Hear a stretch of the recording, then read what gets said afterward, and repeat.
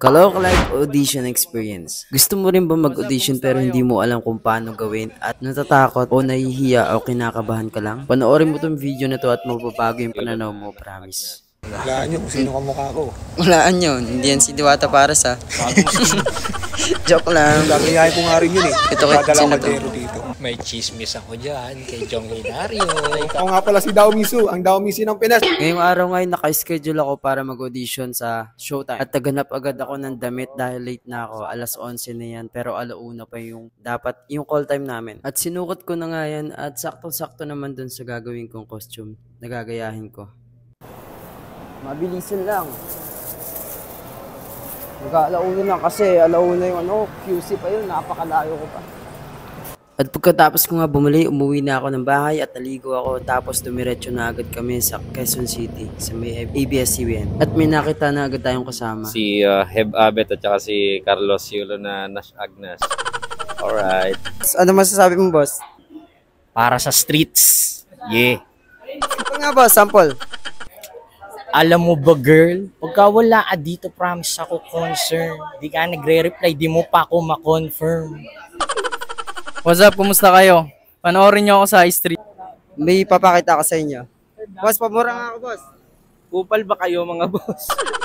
Yan! Ay! Hindi pa ako nakakapasok niyan pero sobrang saya dahil marami ako nakilala. Kagaya ko na nangangarap din, di ba? Dito pa lang ay tinuturuan na kami kung ano yung mga dapat namin sabihin at isagot kung may tatanong man sa amin para maging handa kami sa loob.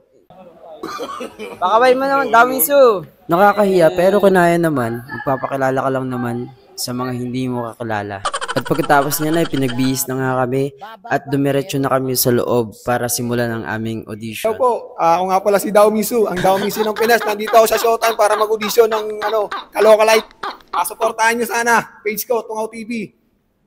Tungaw TV! Ay naman sa vlog ko. Bati ka, wala. Video ba yan? Video po yan. Shoutout tayo. Baka Walaan nyo kung sino ka mukha ko. walaan yun. Hindi yan si Diwata para sa. Joke lang. Gagayahin ko nga rin yun eh. Ito kay sino to? Dito.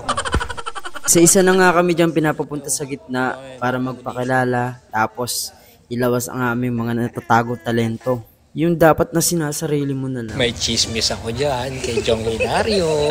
At ayun, lahat kami ginawa namin yung best namin. Pero hindi namin alam na sobrang higpit pala ngayon dahil season 4 na. Meron pa nga umiyak at tumambling. Ayun, nakakalungkot dahil di kami nakuha. Okay lang yan, iba ko, wala makain eh. Hindi kami nakakuha. Hindi kami nakuha.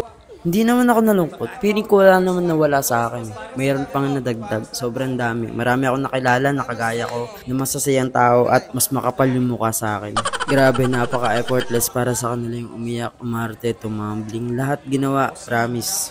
Hindi ko naman sinabi nagkulang ako. Binigay ko naman yung best ko. Sa totoo lang binigay ko. Pero di ko lang alam siguro dahil yung ginagaya ko hindi naman talaga singer. Pero yung talent na ginawa ko is kumanta ako. Mali ko rin yun. Marami pa namang opportunity dyan. Hindi dito natatapos. Baka nga dito pa lang ako nag-uumpisa eh. Kaya sa mga mahiyaan dyan, itry nyo na. Promise, walang mawawala sa inyo. At malaking bagay ito para sa sarili nyo na harapin yung hiya nyo. Kapalan nyo na mukha nyo kaysa mamuhay kayo sa kalungkutan, diba? First time ko mag-audition sa ganito at sobrang laking bagay nito para sa akin. Kasi parang feeling ko dati nakakatakot talaga siya. Tapos, di ba madaming tao, tapos acting ka o kaya naman sasayaw ka, kakanta ka. Di ba, isipin mo pala nakakahiya na eh. Pero nung natapos ko yun, kakaiba, grabe. Parang natanggal lahat ng hiya sa katawan ko. Sa susunod, mas itutodo ko pa. Si daming sindir ako. Bobby, malupiton. Ayun, kanya-kanyang libang sa sarili muna kami. Para malimutan namin yung pagod. Siyempre, effort na din sa pagpunta dito. At yung iba dyan, sobrang layo pa. May Nueva Ecija pa, Las Piñas, Cavite. Hindi kinaya ng powers na ba? Yeah, Wala, next time kami nila. sa Pares ni Diwata. Kaya na lang tayo sa Paris ko. Overload. Ay, overdose pala. Overdose. Overdose pa kami. Ayun, ang ending, kumain kami sa fast food. Siguro dito kami tinadhana para magkakalala. Sa mga natanggap, congrats agad sa inyo. Sobrang laking achievement niya para sa buhay niyo. At sana mas galingan niyo pa. Alright. Doon tayo sa Ito, Diwata. Paris na lang kami. Ay, wala. Overload.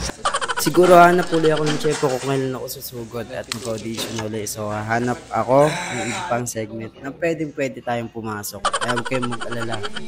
Makakarating din tayo dyan. Yo mga idol, sana supportahan nyo ako. Papalo po ng page ko, Aljun Kulot. At ayan, makikita nyo yung mga post ko doon at mga content na mga kalokohan lang. Ayan, papalo po. Maraming salamat. Thank you. Hello guys, ako nga pala si Dao Minsi ng Pinas. Kung gusto nyo mapanood yung mga video kong katarantaduhan o kalokohan, i-follow nyo lang yung Tungaw TV. Huwag na kayo magtakang bakit Tungaw ang pangalan yun, kasi basta Makati yun. Huwag mo nang alamin. Eh po, mayroon po kayo.